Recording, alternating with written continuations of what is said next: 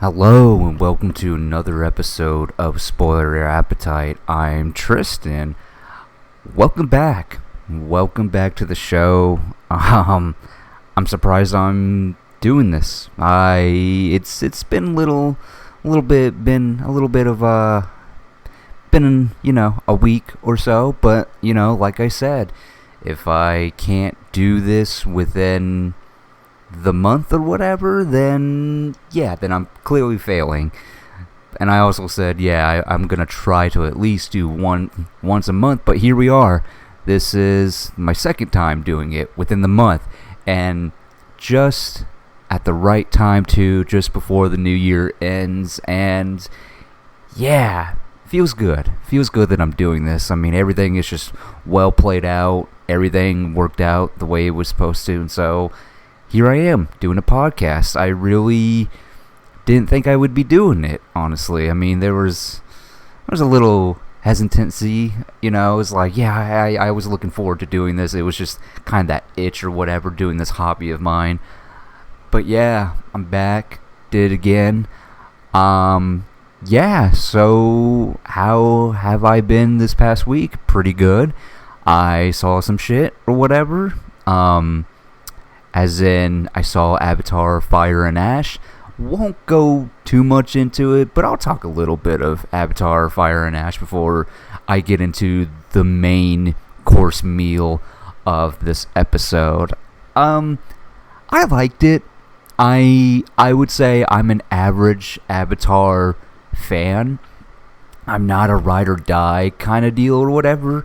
I mean, it's funny because when I went to go see The Way of Water back in 2022, I was skeptical. I didn't know what to think because, the running joke was like, oh man, can't wait to be 70 years old, be blown away by these VFX with Avatar or whatever. And yeah, it's so weird to think that it took 13 years to finally get that the second movie with Way of Water, and to reiterate my thoughts about that movie, I was blown away. I was really just taken aback. I didn't feel the 3-hour plus mark or anything like that. I was just so taken away by fucking everything, dude. Like, it was great. And I think the most shocking part too was, it was released around Christmas time as well, and I was so surprised how many people showed up at that screening that night for Way of Water, and almost had me want to do a survey. Just wanted to ask people, why Avatar? Why come back to Avatar, Way of Water? I mean, yeah, nostalgia purposes, it's been 10 years plus or whatever since the first one. But yeah, I was here for this third one with the fire Navi and shit like that. But yeah, I saw it. I liked it. It does kind of drag, and yeah, there's a lot of repeating in this in this movie. It's like, I've seen this before, and it wasn't that long ago, but I still fucked with it, still had fun with it. I'm especially enjoying the memes. I mean, there's the memes are just killing me right now, and I love that my feed is just kind of Avatar Fire and Ash memes, especially with Cordage. If you've seen the movie, you know exactly what those memes are about. It's so funny. But yeah, man, I enjoyed it. I will say it's pretty funny how my theater did not play an Avengers Doomsday trailer or whatever. It just straight up went to the movies. Didn't even show any trailers at all. That was the crazy part. But yeah, man, Avatar Fire and Ash, it's like, look, I was here for the third movie, and I liked it. I mean, spoilers, it's not on my top 10. But yeah, bring it on. I'm here for the fourth one, if they make the fourth one. I mean, Jesus, this is what, the second weekend now that we're crossing, and it's made 760 worldwide. It's crazy to me that it's making that much money. And again, I'm shocked that here in the U.S., nobody cares about, it's not making all the money here in the U.S., but international, oh my god, everybody loves Avatar. They love the Na'vi a lot, and I'm here for it. I mean, I really thought I'm not one of those haters who thinks Avatar's not gonna just looks bad or whatever. Just everybody. It just feels like some people in the film fan community just want to be pessimistic. But then again, I kind of look at those people as like the average people who don't see everything the way that I do in a way, because I have time to see every fucking movie because I had the Regal Unlimited subscription pass, and I see all the fucking movies, even the ones you wouldn't even hear of, like and it's just so funny to me to see people saying this isn't gonna make anything, nobody cares or whatever, just like they did with the last one. Yeah, I mean, I wasn't counting against it, but I just didn't see how this one was at least going to make $1 billion. And nope, not even. It's not even gonna. Dude, it's gonna make $1 billion within the next week or the week after. I'm shocked. I'm really shocked that it's gonna make another $1 billion. I think it's obvious it won't make the $2 billion mark, just because, well, I could be wrong. I don't fucking know. I mean, I didn't think the second one was gonna make $1 billion, let alone $2 billion. Never thought that was gonna happen. But yeah, saw Avatar. Fire and Ash, liked it a lot. So there's that. There's my thoughts on that. But most recently, before I even recorded this podcast, I was catching up on the final season of Cobra Kai, Netflix's Cobra Kai, which was originally YouTube Red, which then was picked up by Netflix, and they continued it and finished it or whatever. And I've just been catching up on Netflix because, as I've said in the previous episode, that I recently got Netflix all just because I want to see Guillermo del Toro's Frankenstein and Rian Johnson's Wake Up Dead Man, a Knives Out mystery. And I've been using that. I've been using my Netflix to catch up on some shit that was recently into. Of course, I'm watching Stranger Things, the final season. Those last 3 episodes, I gotta say, I really liked it. I don't know if I'll probably recap it in another episode of the whole package or whatever, because it's just like, I don't think I have the time to really dive into it all, because I honestly might just rewatch it, the whole last season again, but I don't know. But yeah, the last, I've been catching up on some shit, and I've binged, God, how many episodes? I've binged 4 or 5 episodes. I started it this month of Cobra Kai, but I just, when it comes to TV, I'm just terrible with it, because I'm just again, I'm not into TV streaming shows, because it's what's the point of investing into a show when, one, you don't know if you're going to get another season, and if you do get another season, you're going to have to wait 2 to 3 years. And it's I don't see what the point is in investing in streaming shows anymore. I really don't. I don't. It's just so weird that, they, Hollywood really thought streaming service was going to be the end-all be-all. And I don't think it's not. I don't think it is at all. I mean, there's a lot of things that could kill the movie industry, and the streaming service can be one of them, but there's other reasons why the theaters might go under. But yeah, I don't really watch streaming shows, but in any event, been watching Cobra Kai, and my god, I'm not one to be a Karate Kid fan. I'm the average fan. I think I've only seen 1 or 2. I saw 1, maybe 2, but don't remember the rest. Don't remember seeing the other ones, because as a kid, I just never fucked with the Karate Kid movies at all. And I believe I did see the Jaden Smith one, but I completely blacked out on that one, because I don't remember anything from that at all. I really just remember the first one, the very first one. But yeah, Cobra Kai, I don't know what got me into it. I think it was just probably the premise that everybody was talking about. It's like, oh, it's gonna center on Johnny, one of the main bad guys from the first movie or whatever. Such an interesting, such an interesting idea and choice to go with.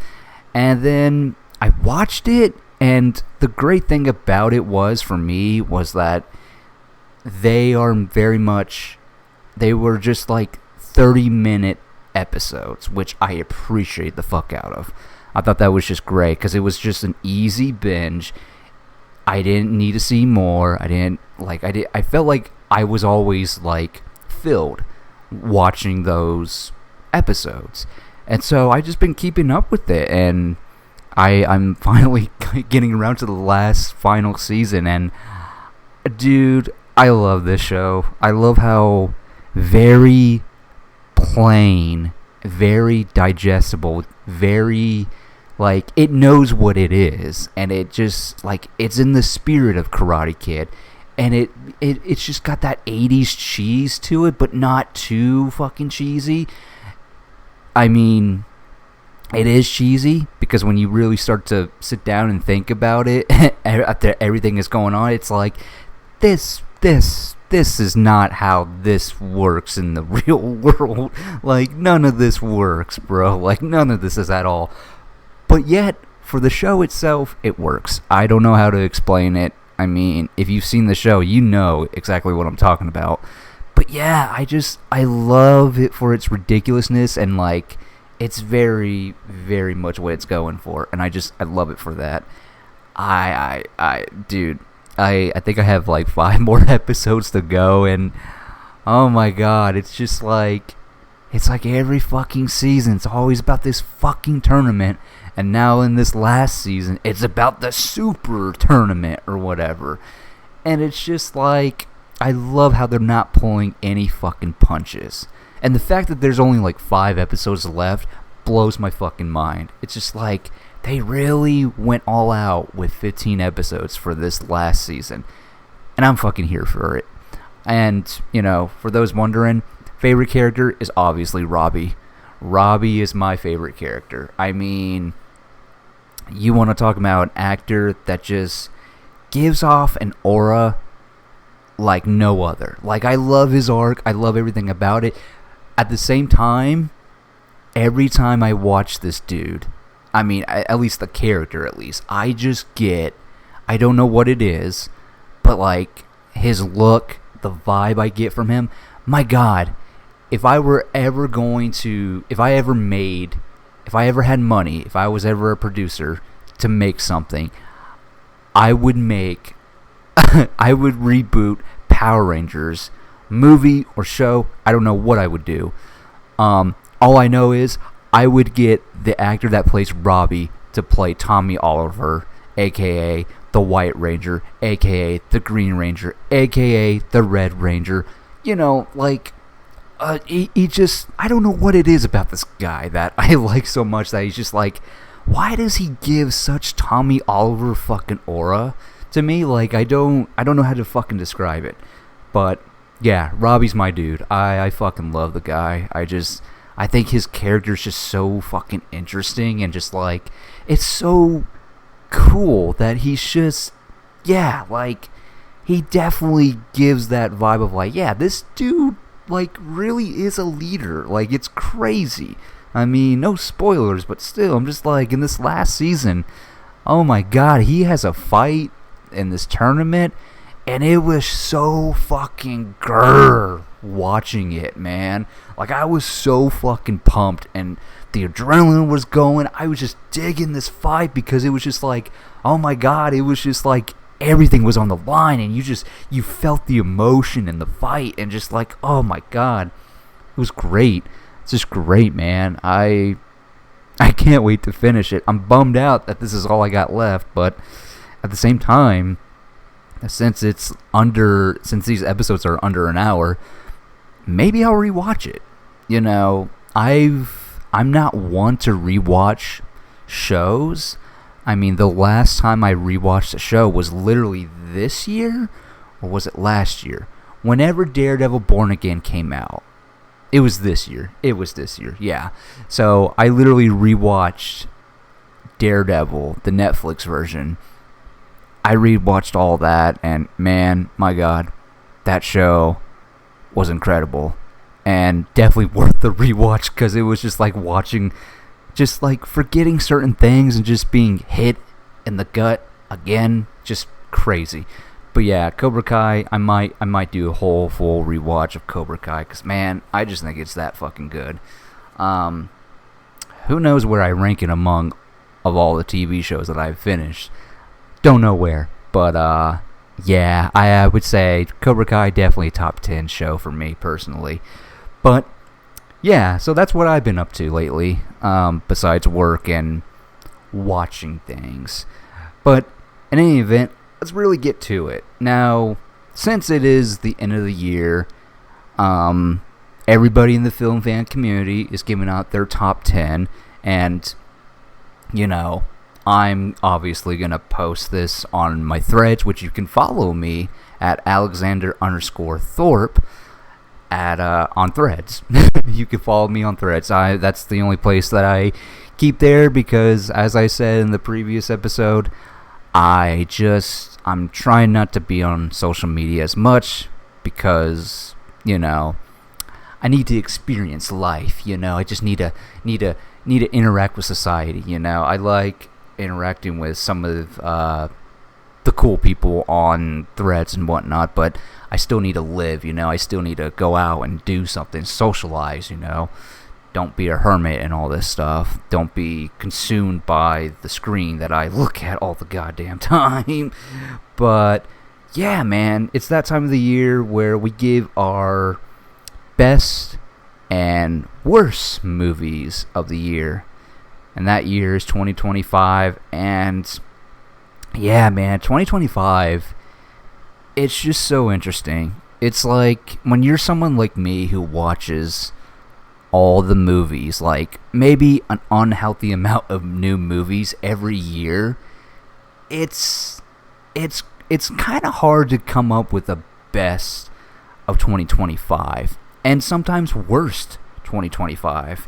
You know, that's the fun of it. It's like, I mean, thank God for Letterboxd, because some of these movies I'm looking at that I looked at when I was making these lists, I was just like, oh my God, I saw that. That was this year. That, oh my God, yeah, man. It's just been a fucking hell of a year, dude. And what better way than to do this than I'm just gonna start with the bad. I'd rather get the bad out of the way, because I want to end on a happy note, you know. So my top 10 worst movies of 2025, starting at number 10, and I just know some of y'all will fucking hate me for this, but don't worry, I'll explain myself like with all these other movies. So starting with 10, and really these bottom two on my top 10 worst are disappointments. I'm going to start with number 10, and that's Wicked for Good. I know that sounds sacrilegious, because everybody on my feed was loving it. Everybody was loving it.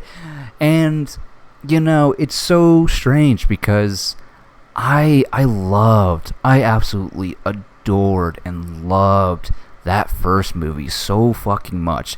I don't know the Broadway. I don't know the books. I don't know anything about it. And this was really my way into this this IP of sorts, you know? Like, this was my introduction to the whole Wicked Broadway thing.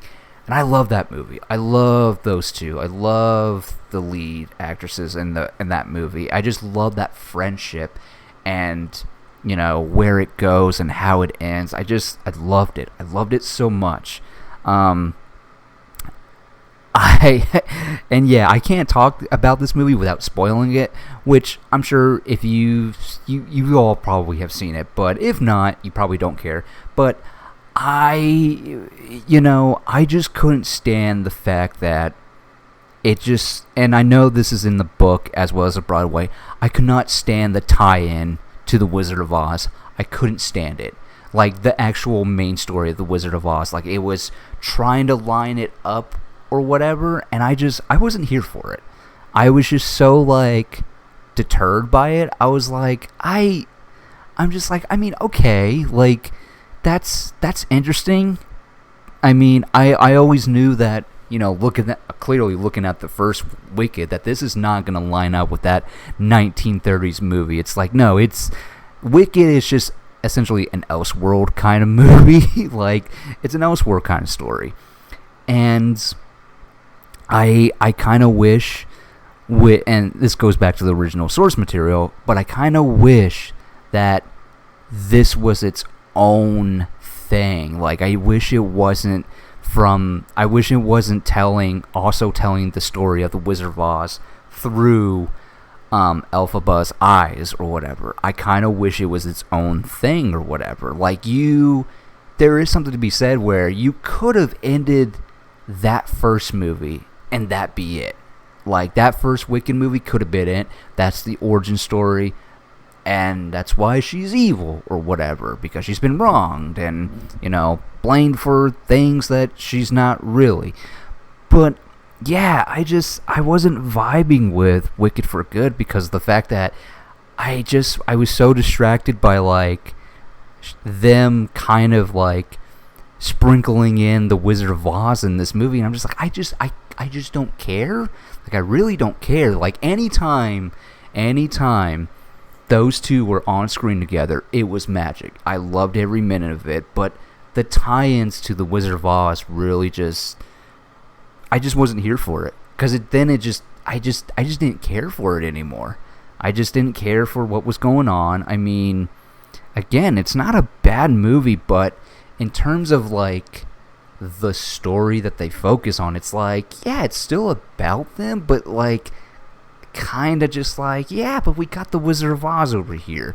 Let's pepper in some Wizard of Oz, you know. This is where this would be, and this and that. And I'm just like, but I don't care.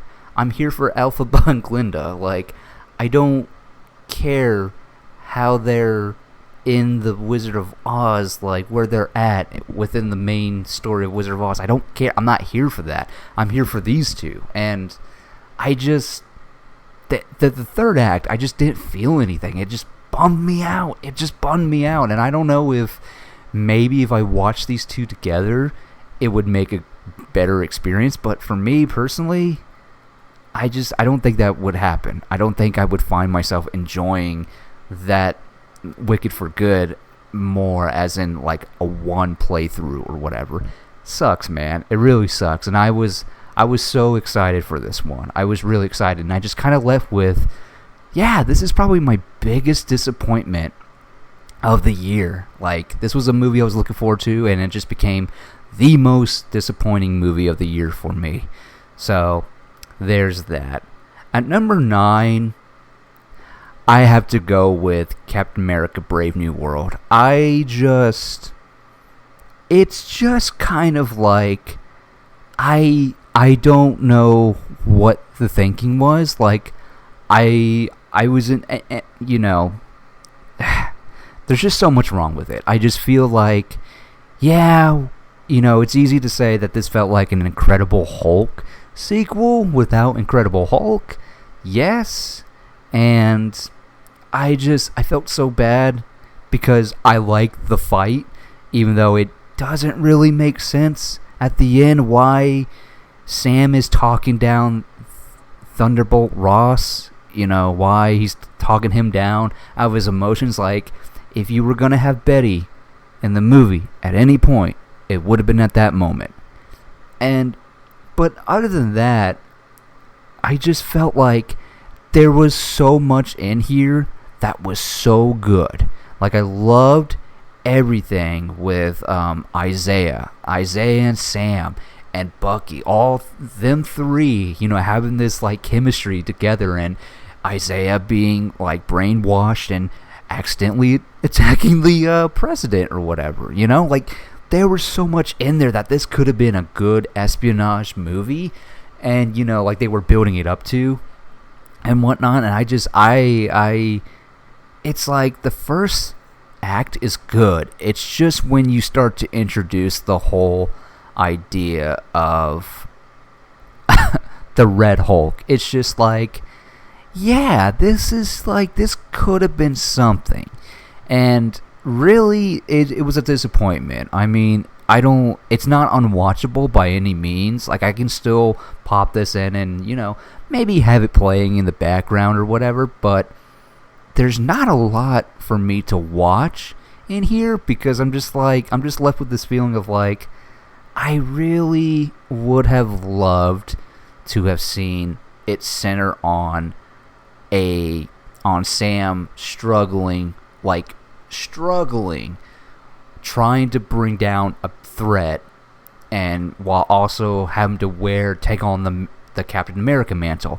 I mean, let's forget for a second that this was already covered in a Disney Plus Marvel show. Let's forget that this was actually explored already in Falcon and the Winter Soldier, and we're just getting a replica of it again, of him just feeling like, oh man, I don't know if I can live up to Steve Rogers' boots or whatever.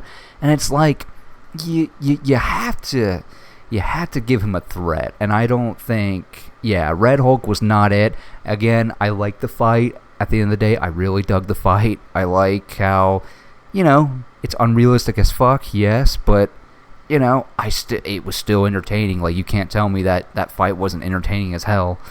But I just felt like there could have been an actual personal struggle for Sam's character in here. Like, you could have just made up a new character for him if you wanted to. It wouldn't have been that bad. Like, just give him, a smaller movie, in the way that Captain America First Avenger was, a small movie. Granted, Red Skull's fucking plan was to blow up the whole fucking world, but still. I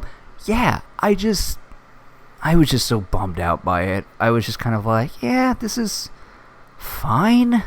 I mean, again, it's number 9 on my list of worst movies. It's not the worst thing in the world, but it's just like, it should have been better. It should have been better, man. I was just bummed out by it. But in any event, on to number 8.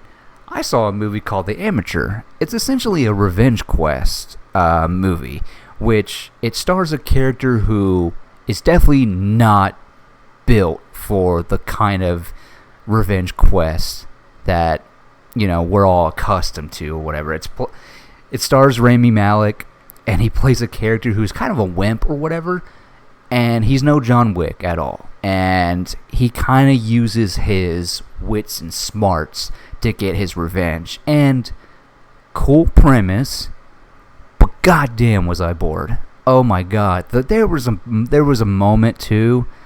I mean, I went to go see it, and I remember somewhere along the way when they were training him, I fell asleep for a good 5 minutes.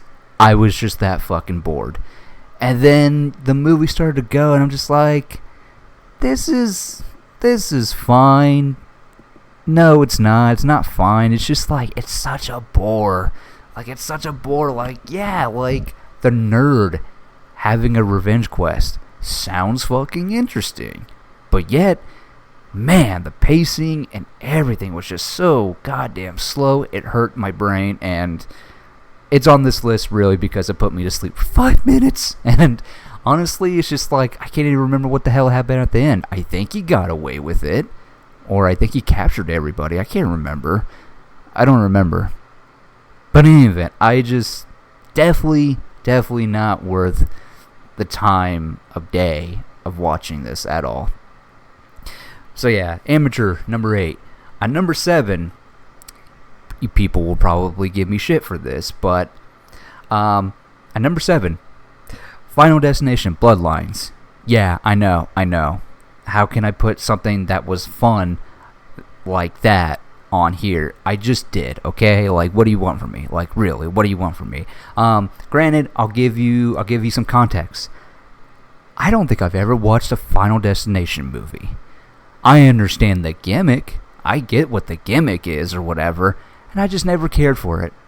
I've never really cared for it. I've never really sought out to watch these movies at all. It's like it's kind of like one of those things where I've watched all the kills on YouTube or whatever without watching the movie, and I'm just like, oh, so it's a gimmicky horror movie or whatever. It's got a gimmick and everybody loves to watch that, In Final Destination, not my thing, not my style. Just like how, I watched, oh god, how many Saw movies did I watch? I did a whole binge on Saw at one point. I think up to 4, 5. I know what the gimmick is. And yeah, I just don't care for it. So yeah, Final Destination, Bloodlines, okay, it's kind of clever how they weave in all the previous movies into this through a book or whatever, and I just, the kills were the kills, but I just walked away just being like, another day. I will say though, there is a really fucking, I wasn't expecting a character to have his dick pierced or whatever. Wasn't expecting that until the MRI death happened. That was something I didn't know I needed to see. So, but yeah, I'm good. Final Destination, I could not have cared less about, honestly. I just it's the gimmick that I don't care for, or whatever. Yeah, it is what it is. At number six. This really felt like a throwaway movie because there was only one screening of it, and I guess this movie was held out for the longest time to be put in theaters or whatever, because as I look on Letterboxd, it said it came out in 2023, but it was released this year, and it's a slasher horror movie called Hell of a Summer. It stars Finn Wolfhard.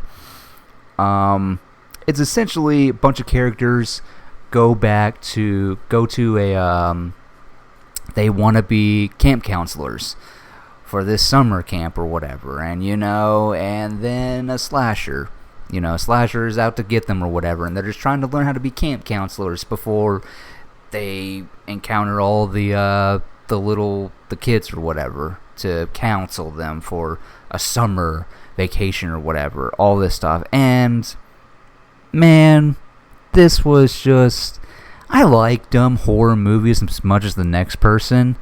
I mean, well, if you could take my word after saying, putting Final Destination Bloodlines on here. But this wasn't it.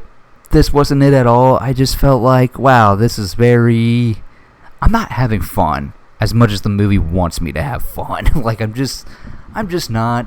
I don't care for these characters. I don't care for this dialogue at all. I don't give a shit at all. I just don't care. Doesn't matter. Everybody's fine, but it's just like, you're telling me one of the main characters is a guy who's so fucking old that he comes back every fucking year, and he's just kind of a man-child almost. Like, he still acts like a kid, and he's like in his late 20s, and it's like, what? Okay, whatever. I mean, yeah, go for the stupid. I don't care.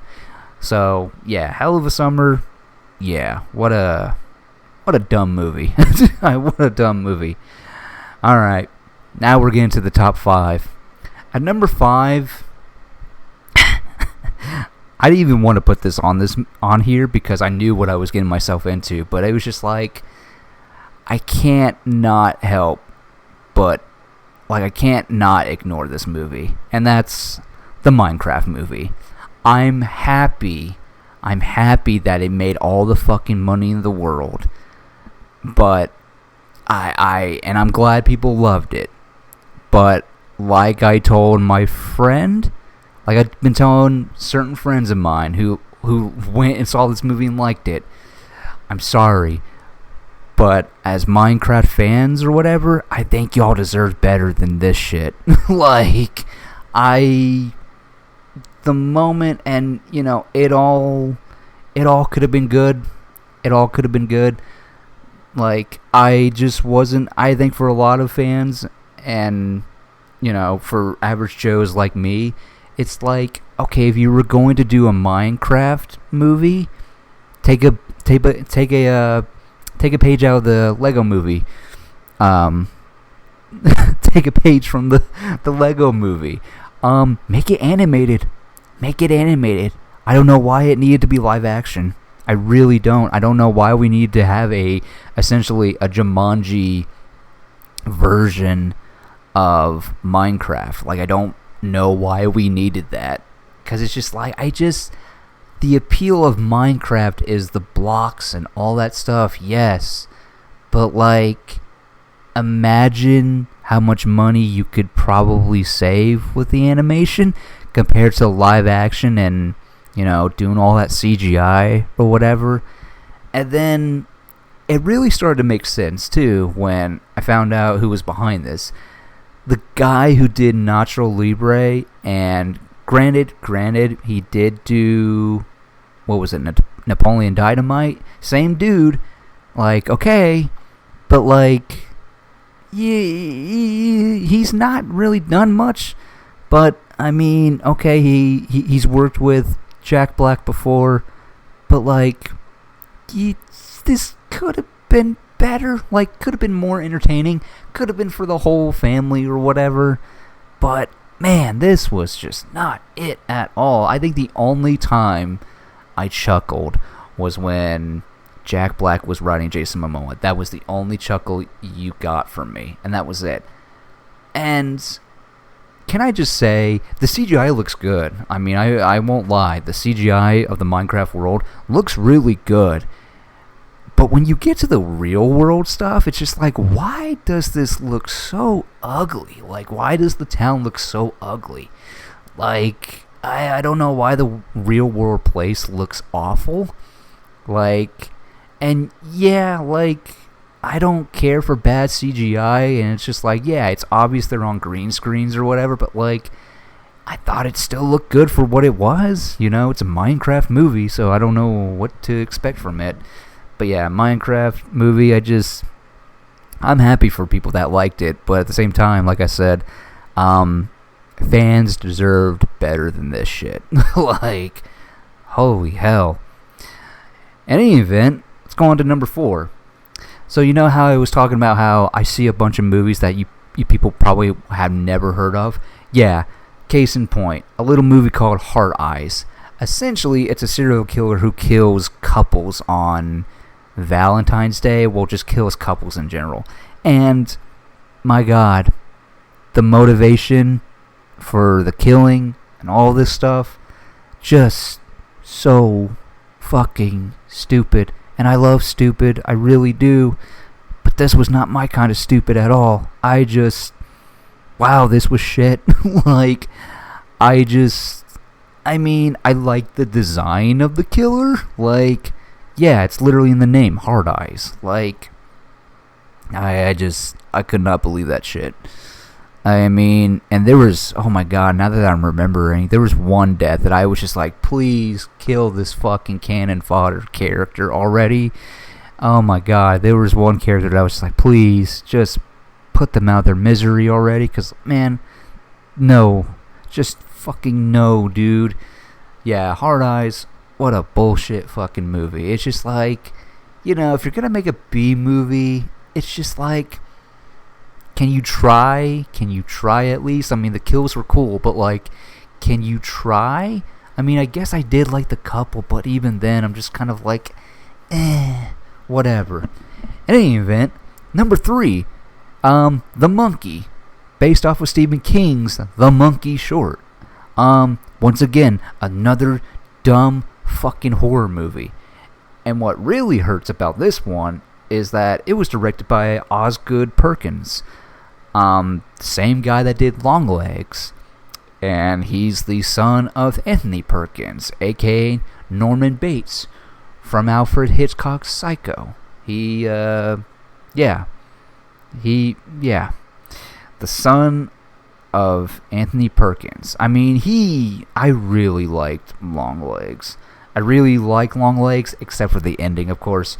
But man, when I heard he was doing the monkey, not knowing anything, of course, I was like, okay, Osgood Perkins, I'm here for it. I liked what he did with Longlegs. And then I saw the monkey, and I was like, yeah, this was goofy as fuck. And I was just like, what, like, dude, not a good year for goofy horror movies. For me, personally, again, the monkey is essentially like Final Destination. Anytime that monkey starts to go off or whatever, bad shit happens. And when we meet our main antagonist, who's the twin of our main character, and his motivation, just like, okay, yeah, I guess, because we're already in the ridiculousness.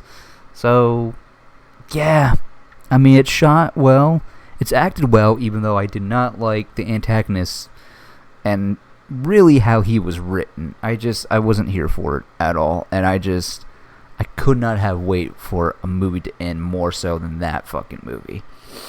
So, yeah.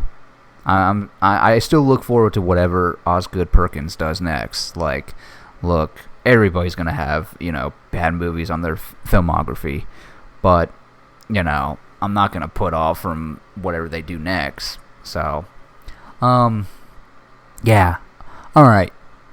Down to the last two. My last two, my god, they could have flipped. They kept flipping back and forth, but I feel comfortable with what I put for my second one, and that is Megan 2.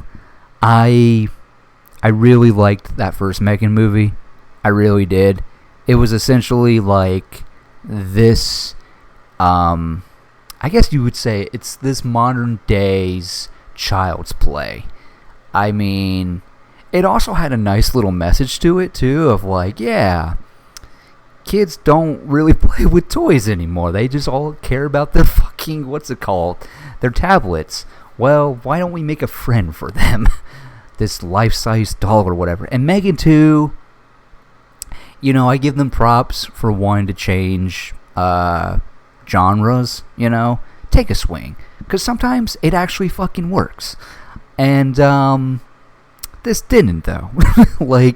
Went from little comedic horror to a straight up action adventure, and whoo boy, it's kind of hard to just suspend your disbelief the whole time, because it's like this doll literally fucking tried to kill this little girl, and she's still around because AI.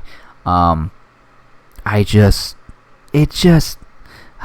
then it just kind of dragged on too. That's the other thing I'm kind of pissed about. It's like the pacing was just so okay, when movie done? When is movie done? Because I am over it. Yeah, it's 2 hours. That's the other thing. It's 2 hours, but goddamn did it feel way too fucking long. I was so here for Megan 2. I loved the trailers. I loved it all. I would love what I was seeing. It's like, okay, we're going to lean into the goofiness of it all. Okay, this could be fun. No, not at all.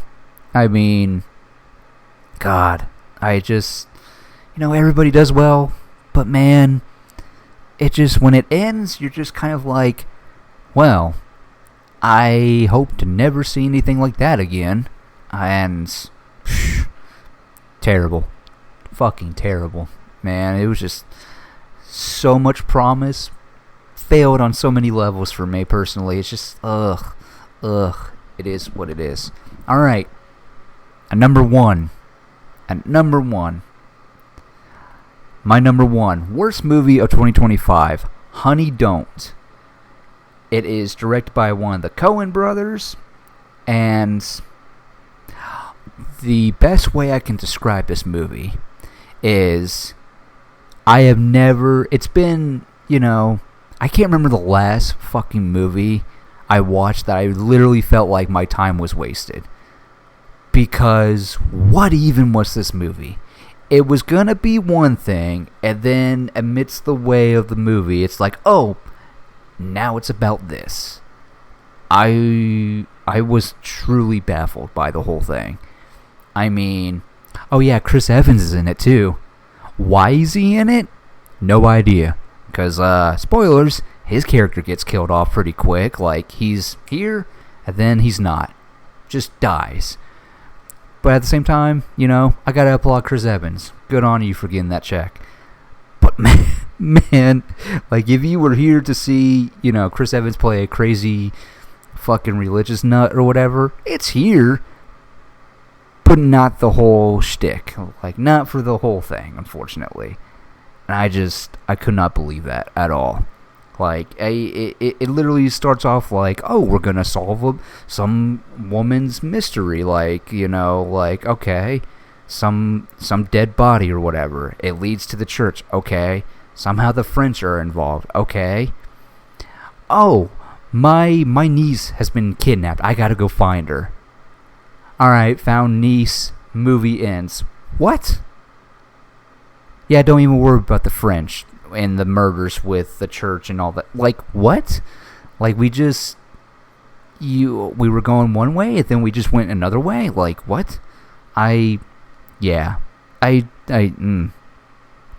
out. Good cast, but like, severely wasted on a really dumb storyline. But yeah, so yeah, that's my top 10 worst movies of 2025. So to go back down, to reiterate my whole list, at number 10, Wicked for Good. At number 9, Captain America Brave New World. At number 8, The Amateur. Sorry.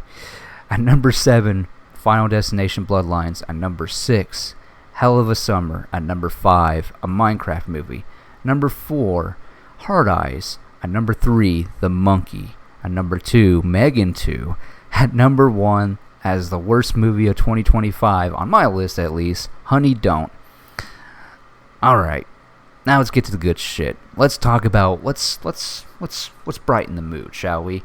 Now, before I get into my top 10 best movies of the year, I got some honorable mentions. And, one of them is probably going to shock all of you, especially if any of you listeners know me personally, that don't know this list, because I sent it to some friends, but in any event, here's my honorable mentions list of best movies. Some honorable mentions. Starting with The Accountant 2. The Accountant 2, man. I fully fucking love The Accountant 2. That bar scene was amazing. Loved everything about it. The chemistry between Ben Affleck and John Bernthal as these brothers. Loved it so much. Bring Her Back. Creepy fucking movie. Brought to you by the guys that did, what was it? Talk to Me? Yeah, I think it was Talk to Me or Talk, yeah. So, with the porcelain hand, they touch the hand and they get possessed by demons or whatever. Made by the same people. Bring Her Back. Creepy fucking movie. Just, ooh. Hard watch too, I will say. Another honorable mention, Friendship. Starring, what's his name? It's Paul Rudd, but the real guy is Tim Robinson. Oh my god. You want to talk about some unhinged it's an unhinged fucking movie about a dude who clearly doesn't know how to socialize and doesn't really have friends or whatever. All he has is his wife and son, and he's socially awkward, and the moment he gets a friend, it's all great. And then, when they're not friends, he just... it's fucking crazy. But yeah, Friendship. Definitely would look into it for sure. Another honorable mention, Nuremberg. Essentially the trial of the second in command of the Nazis. Starring Rami Malek and, of course, Russell Crowe. I'm terrible. I was terrible when it came to history, when it came to class or whatever. So I kind of get my history lesson through movies or whatever. And if I care enough, I'll do some more research on it too. And I just thought, I never really thought of this kind of subject, of the trial of the Nazis. Like, I never really thought about that. And really liked it. I really liked how it's like the world has never done this before, trying to put another country on trial for war crimes and shit. And then, yeah, just good fucking movie, I'll tell you what. And then my last honorable mention, hold on to your keyboards, people. Superman. Yes, James Gunn's Superman. I'm just going to say, look, at the end of the day, I just found 10 more movies I liked more than James Gunn's Superman. But that's not to take it away from the movie itself, man. Like, I thoroughly loved James Gunn's Superman. I mean, I loved everything about it. I was counting down the days when this movie was coming out. And I was just so excited, and it lived up to it. And man, I saw it 3 times. Yeah, I saw it 3. Yeah, 3? God. No, 4 times.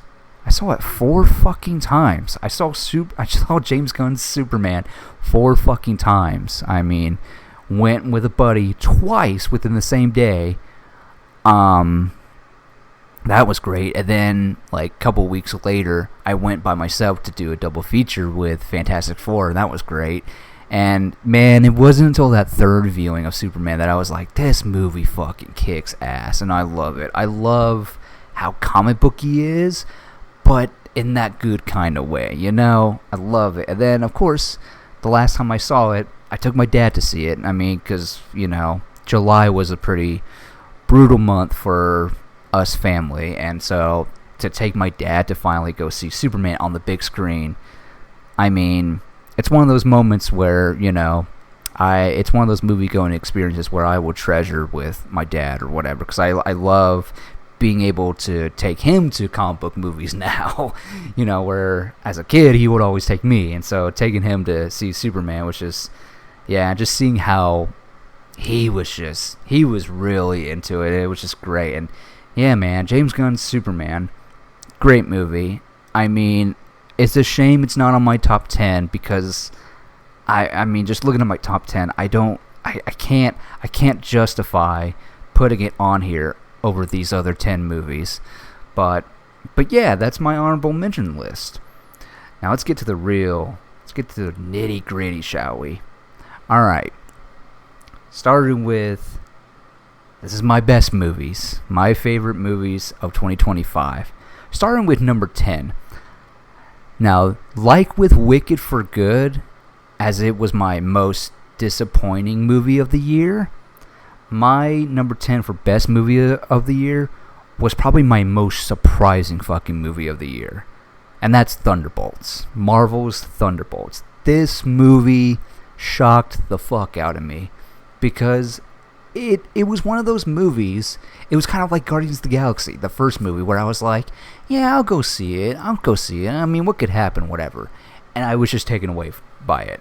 Thunderbolts was the same thing. I did not know how much I fucking cared about these characters. I did not know how much I could love these characters or whatever. Granted, it helps to have seen them in previous things or whatever, but even then, if this was my first time getting to know these characters, oh my god, what an introduction to these characters, honestly. But, my god, I wasn't expecting there to be a message about, depression and stuff. Like, I wasn't expecting that at all, man. Like, that was the heart of the whole movie, and I just, that's why you have Century in there. That's why you have Bob/Century in there. That makes so much fucking sense to me. And my god, every time I saw it twice, but 2 times, I was just I was confounded. I was like, oh my god, this is not what I was expecting, and I love it for that. And I mean, again, I went in with such low expectations because, coming off of Captain America Brave New World, I was going into Thunderbolts being like, I mean, okay, bunch of, sideline characters, alright, cool. Oh my god, this is great. Like, when can I have the sequel? Like, when can I have the sequel? Because, man, that was great. I fully loved it. Loved Thunderbolts. So good. So, yeah, that's number 10. At number 9, I had the very controversial 28 Years Later. Look. So, confession time. I've never seen, 28 Days Later, 28 Weeks Later? Never seen those movies. This was my first 28, universe movie or whatever. Because, man, that Boots poem and slap that onto the trailer or whatever, very fucking effective. Like, it was definitely my favorite fucking trailer of the year. Like, it was so effective to me that I was like, I have to see this movie. And and I had no problem watching it. I had no problem watching it because, it's a sort of a sequel to the previous two or whatever. Clearly not, because, like, yeah, in universe it is, but, like, character-wise, not really. Yeah, very tragic, very fucked up. I didn't realize I was going to see a lot of zombie penis, for one. Like, that was shocking to me. But, like, everything else so dirty, so gross. Just horrifying. And the whole story of it all, and, like, what the kid goes through and all this stuff, like, crazy. I will say, even though it's on my list, I will give it shit, though. The last fucking, the last 5 minutes, what the fuck? Like, what the fuck as in, like, why would you put this in here? Like, talk about a tonal shift. Holy shit. Like, and not in a good way. Like, I'm looking forward to Bone Temple, but, like, that introduction right here, that was some really fucking corny ass shit I've ever seen. I mean, it doesn't kill the whole movie for me, but, like, yeah, if I ever watch this movie again, I'm turning it off before that scene ever happens, because, like, that just kind of, whew, that was like, how do we go from something so serious to this? Crazy. But yeah, but still, 28 years later is still on my list. Man, yeah. At number 8, I gotta go with Alice Garland. Excuse me. Gotta go with Alice Garland's Warfare. I am not one for war at all, but I love me a good war movie. And, I'm not a history buff or whatever. But, my God. And I just love Alice Garland and anything he does, whether it's writing or directing.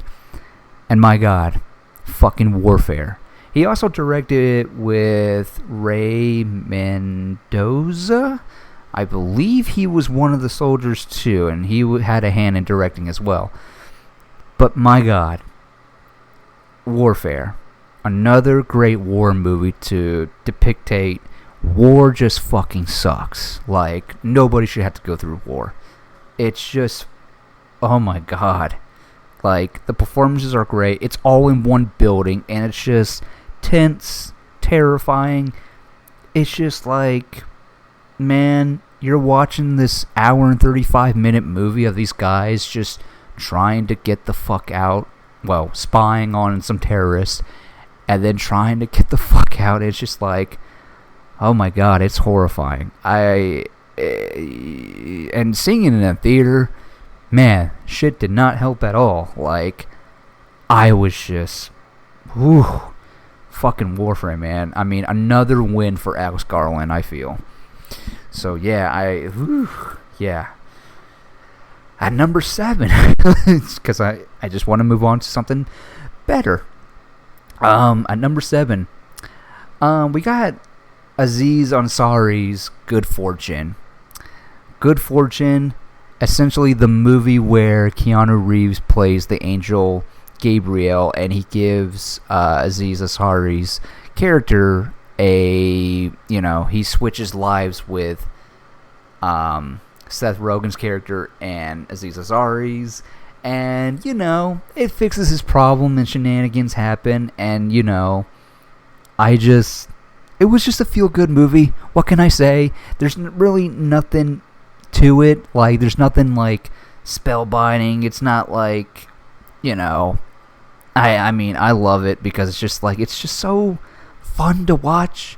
Especially Keanu Reeves as a Gabriel, especially when he gets his powers taken away and he has to fucking learn how to be a human and get a job and all this stuff and make money. And, I mean, there's just some iconic lines in this movie that I can't even quote because it's just like, you just have to watch it just to hear Keanu say it. Like, if you ever wanted to hear Keanu Reeves say chicken nuggies, this is your movie. Like, I liked it. It was bitter fucking sweet, man. Like, I went in knowing what I was going to get, and I walked away feeling pretty fucking good. Like, I had laughs. I had a good time with it. I really did. So yeah, Good Fortune. Definitely give that little movie some love and a watch. So, but in any event, let's go to number 6. Of course, this is most recent, Guillermo del Toro's Frankenstein.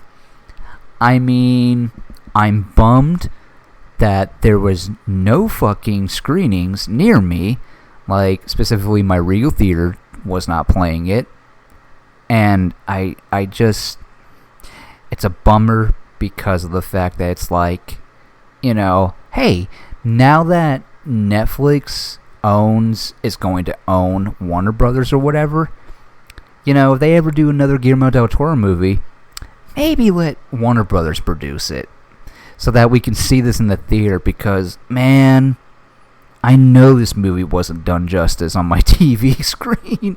I know it wasn't done justice. But my God, from what I saw or whatever, what I was watching, what an interesting take on Frankenstein. I've never read Frankenstein, by the way, so I guess this is in the book as well. Just the different perspectives of this story, like, that's fucking cool. And, it's a Guillermo del Toro movie. He's gonna hire the best and create the best looking fucking sets, and just, so good. Oscar Isaac is good. Fucking Jacob Elordi, which I am happy for that dude, because I know, living in the shadows of Euphoria, he probably doesn't like it at all, and I feel for the dude. And seeing him here, it's just like, oh, okay, so he's, his agent is doing a damn good job at giving him meaty roles, especially like this.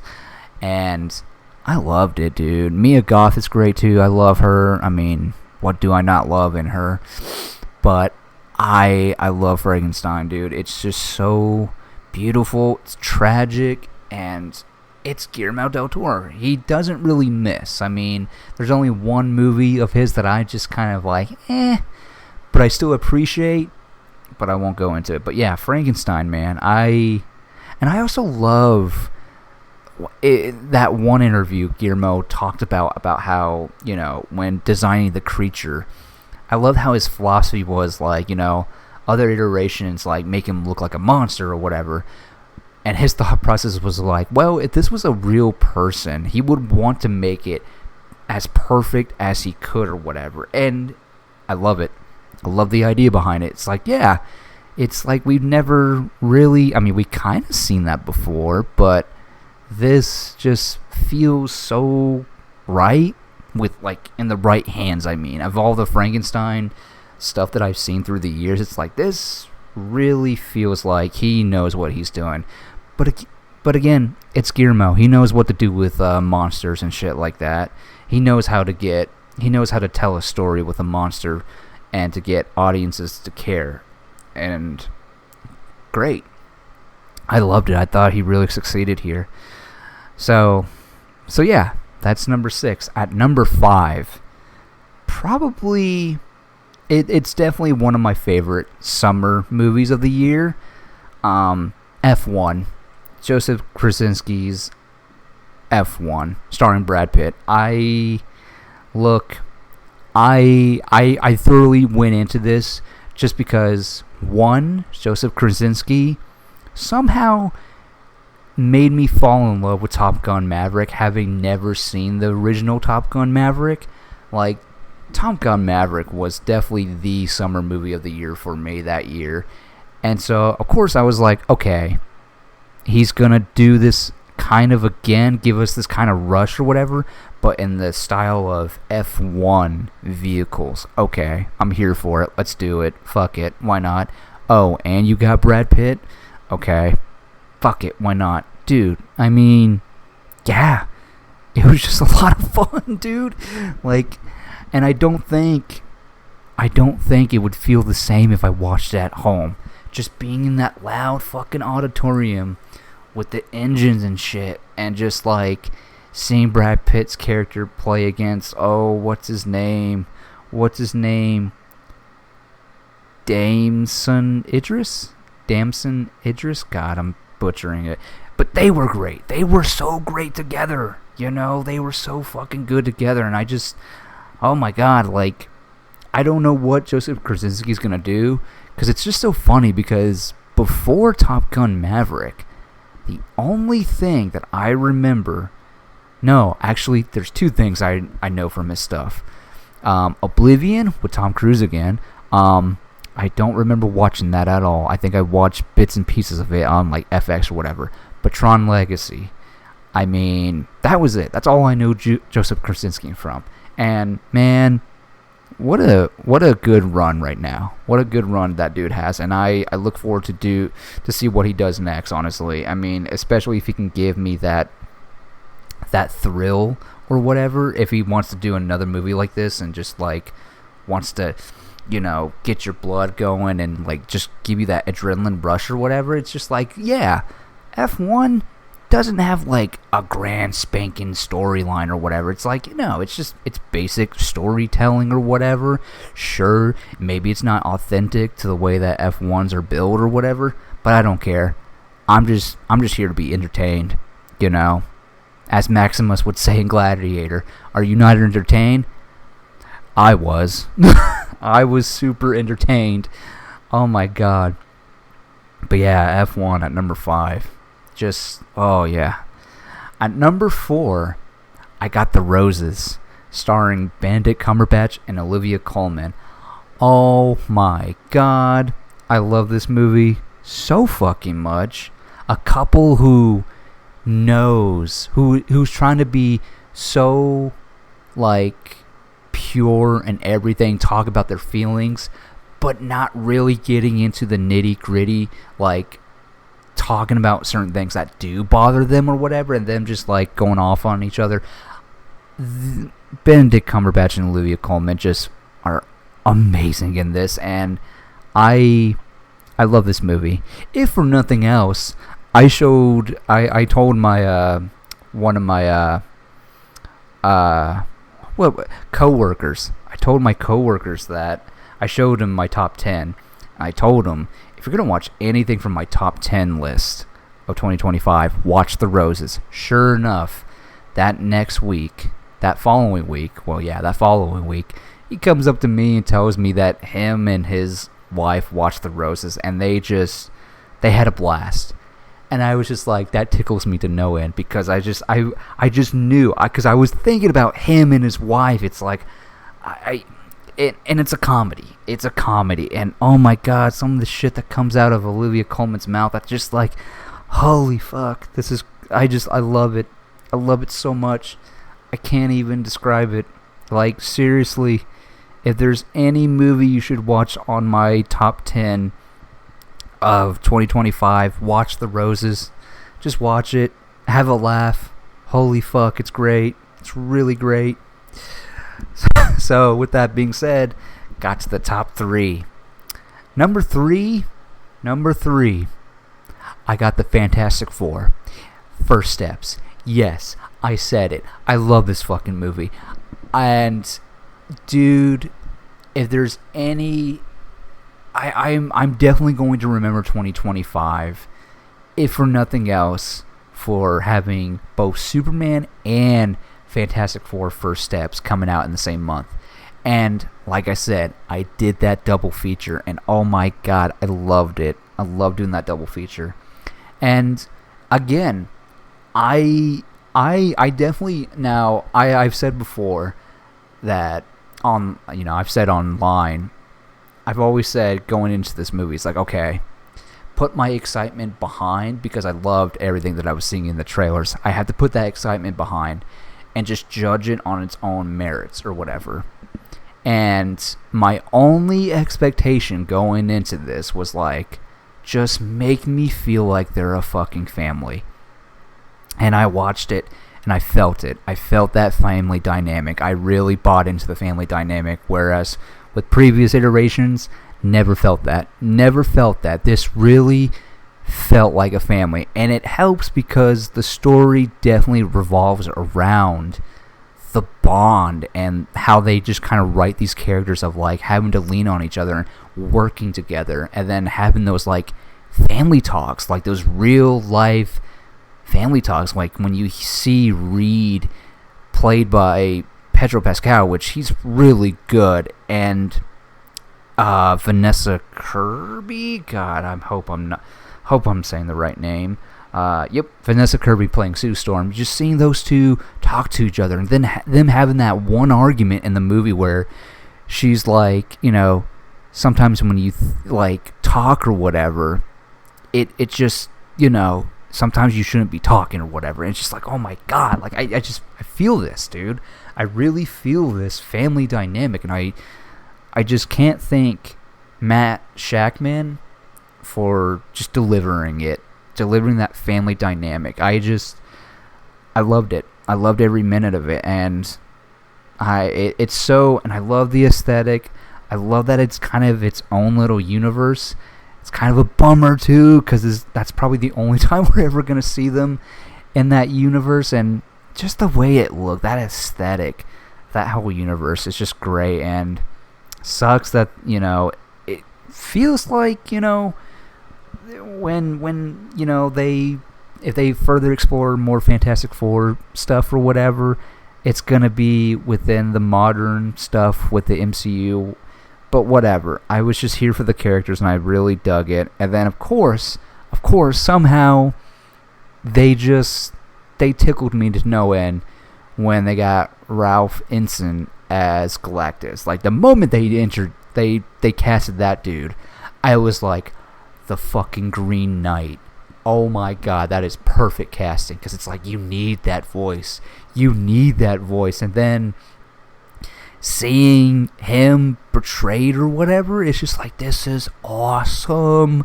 I was like, the fact that you feel his presence, and just like, you feel the terror or whatever, and the fact that, I'm just glad that he was written.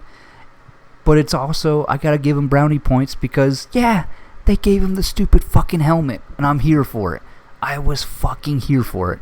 And oh my god, my first time watching this movie, had to go see it in the IMAX, because, dude, Galactus, like, duh, gotta see it.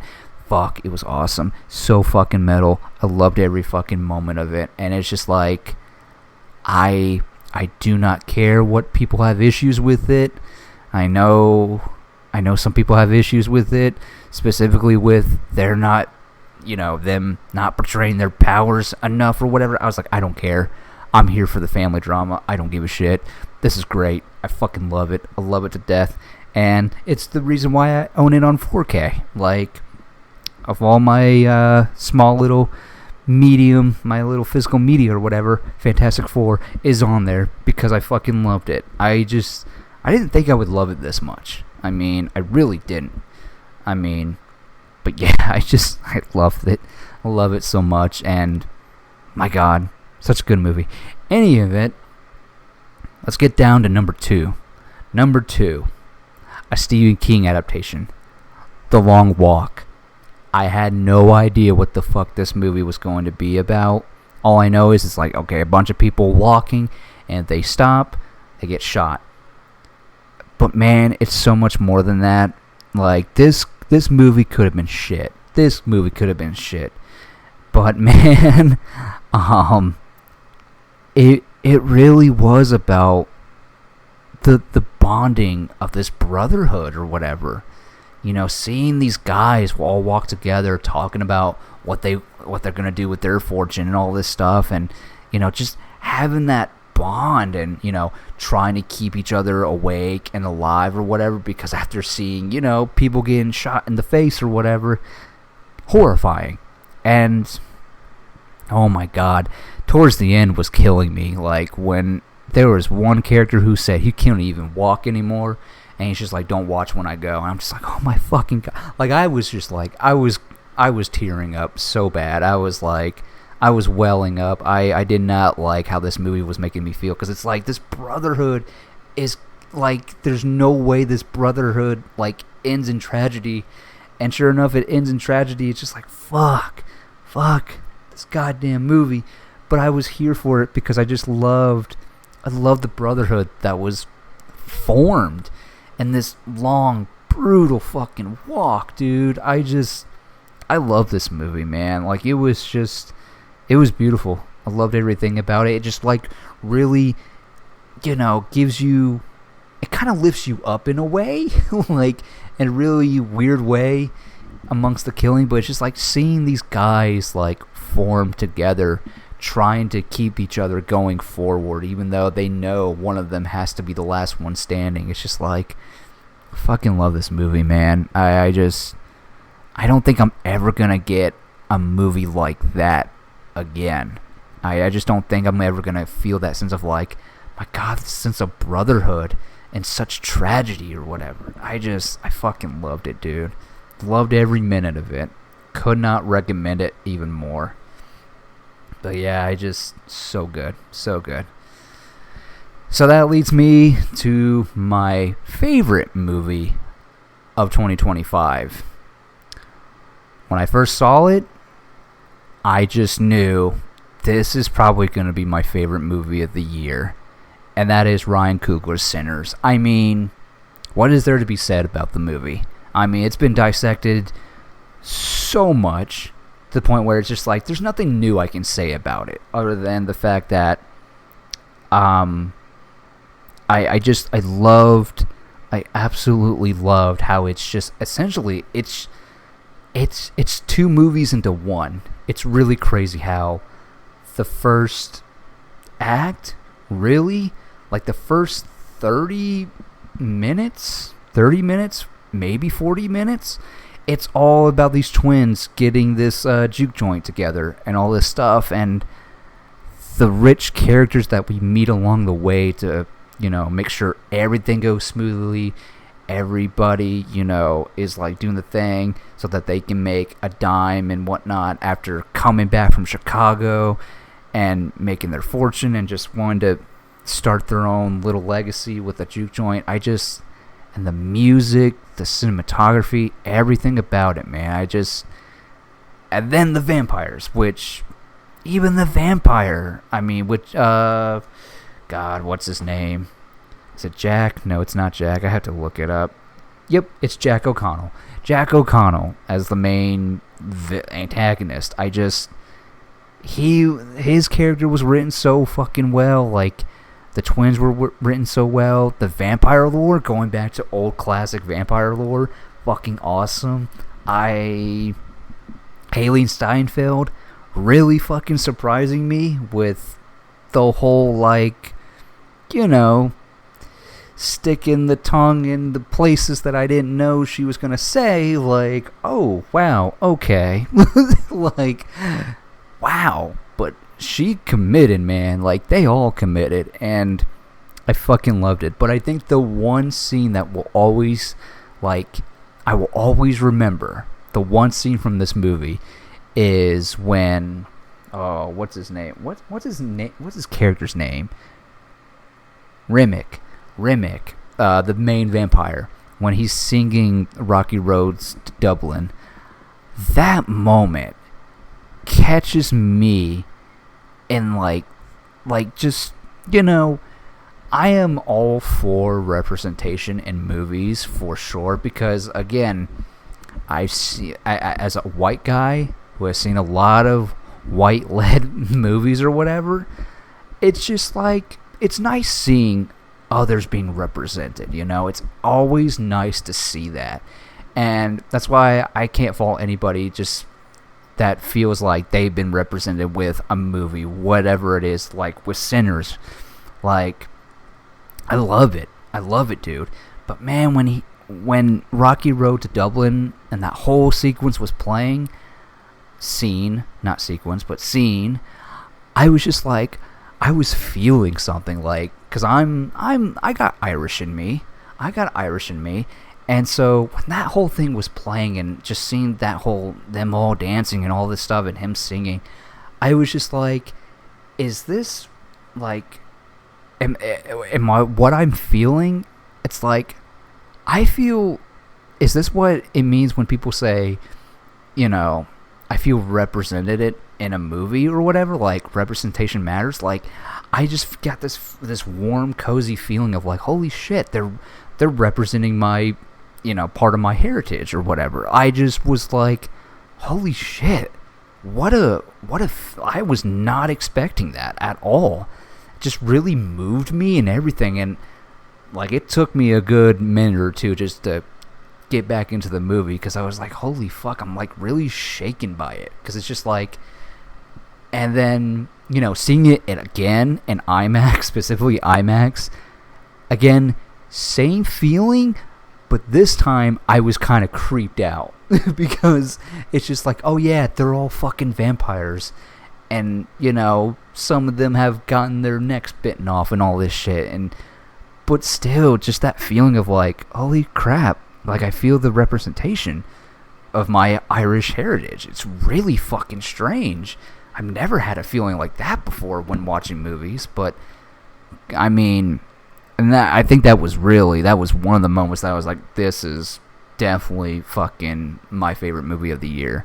I mean, that, and like I said, just the whole beginning of it, just that first half of it, and just really going like 30 minutes without the vampires or whatever, getting into the meat and potatoes of it all. And yeah, man, I mean, Ryan Coogler, I mean, fucking, I've loved Ryan Coogler since Creed. I don't think I can ever bring myself to watch Fruitvale Station, because I know the real life story behind that, and I don't think I can bring myself to do it. And I'm sure that movie is fucking awesome, but I just don't think I could bring myself to do it. But I've loved him since Creed, man. And just seeing him make something that's his is fucking great. I love his Black Panther movies, and I love his Creed movie. But man, Sinners, yeah, man, I think Sinners might be his best fucking movie. It may not be my favorite, but yeah, I like to think that, I think we can all agree, it's his best fucking movie. And yeah, and that's why it's my number one favorite fucking movie of the year, man. So, yeah. So that's my top 10, man. That is my top 10. I'll go through it one last time. At number 10, Thunderbolts. At number 9, 28 Years Later. At number 8, Warfare. At number 7, Good Fortune. At number 6, Frankenstein. Number 5, F1. At number 4, The Roses. At number 3, Fantastic Four, First Steps. At number 2, The Long Walk. At number 1, Ryan Coogler's Sinners. So yeah, man, that is definitely my best and worst movies of the year. Hopefully you guys enjoyed that. I'm sure if you guys want to say some shit, you want to at me or whatever, like I said, you can find me on Threads at Alexander_Thorpe.